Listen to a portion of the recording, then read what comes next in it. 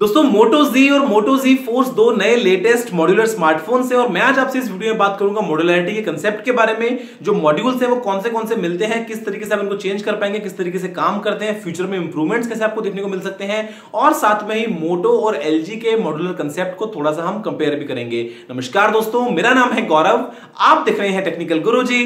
चलिए शुरू करते हैं। दोस्तों मॉड्यूलर स्मार्टफोन्स की जहां तक बात है तो हम वेट करते हैं प्रोजेक्ट आरा का, लेकिन उसको आने में भी और टाइम लगेगा। ऐसे में LG ने कुछ टाइम पहले G5 के साथ में दुनिया का पहला मॉड्यूलर स्मार्टफोन लॉन्च कर दिया था और अभी उस लिस्ट में मोटो Z और मोटो Z फोर्स भी शामिल हो चुके हैं। जो अप्रोच है मोटोरोला की और LG की वो कंप्लीट डिफरेंट है। सबसे पहले हम बात करते हैं अगर मोटो की अप्रोच की, तो यहां पे आपको मोटो Z और मोटो Z फोर्स दोनों में ही पीछे की तरफ लोअर पोर्शन में 16 कनेक्शन पिन्स मिलती हैं। उनके थ्रू आप पावर और डेटा को ट्रांसफर कर सकते हैं आपस में। ऐसे में पीछे की तरफ कुछ मैग्नेट्स भी लगे हैं जिनकी मदद से आप एक्स्ट्रा पीछे से मॉड्यूल्स को ऐड कर सकते हैं, कवर्स कह सकते हैं आप उनको, और उनको ऐड करने के बाद में आप अपने फोन की फंक्शनैलिटी को काफी हद तक चेंज कर सकते हैं।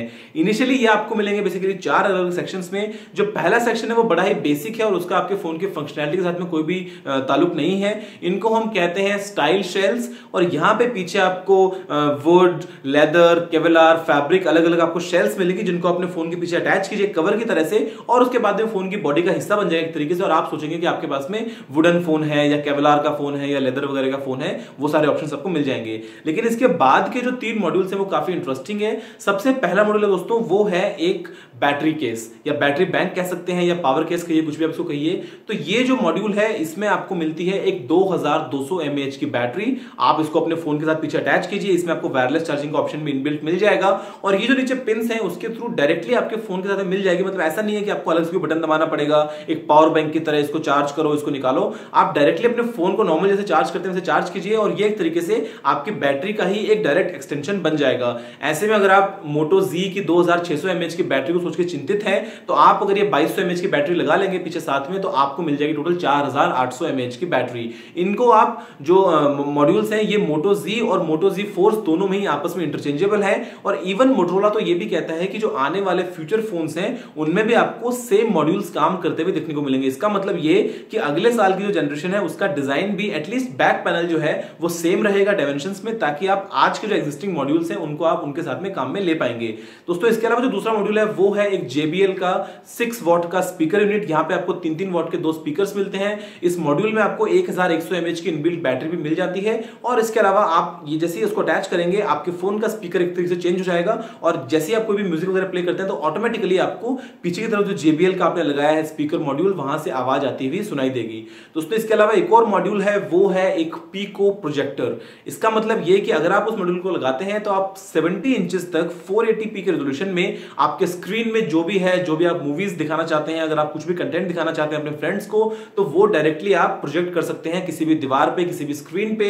और ऐसे में इसके अंदर भी आपको 1100 mAh की बैटरी मिलती है और जो नीचे पिन्स हैं उन्हीं के थ्रू पावर और डेटा का जो ट्रांसफर है वो होता रहता है। मैग्नेटिकली अटैच हो सकते हैं और बड़े आराम से आप इनको बाद में रिमूव भी कर सकते हैं। और आने वाले दिनों में मोटोरोला ऐसा कहता है कि आपको काफी सारे और नए मॉड्यूल्स देखने को मिलेंगे। काफी सारी रिसर्च चल रही है, काफी सारे डेवलपर्स को भी इनवाइट किया गया है और ऐसे में क्योंकि ये कंसेप्ट बड़ा ही सिंपल है, आपको बस पीछे की तरफ एक मैग्नेटिकली अटैच होने वाला मॉड्यूल चाहिए। इसके अंदर आपको ज्यादा कुछ तामझाम नहीं है, तो ऐसे में काफी सिंपली आपको नए नए बहुत सारे तरह तरह के मॉड्यूल्स देखने को मिल सकते हैं। दोस्तों LG की जो अप्रोच है वो थोड़ी अलग है क्योंकि आपको उस फोन में बैटरी को निकालना पड़ता है जो नीचे का पोर्शन है, उसके बाद में आप मॉड्यूल्स को चेंज कर सकते हैं और ऐसे में आपका फोन जो है वो रीबूट भी होगा। लेकिन मोटोरोला के जो मॉड्यूल्स हैं ये कंप्लीटली हॉट स्वैपेबल है। आपको बिना फोन को ऑफ किए, बिना फोन को ऑन किए डायरेक्टली फोन का हिस्सा बन जाते हैं एक तरीके से और आपको ज्यादा फ्लेक्सिबिलिटी भी प्रोवाइड करते हैं।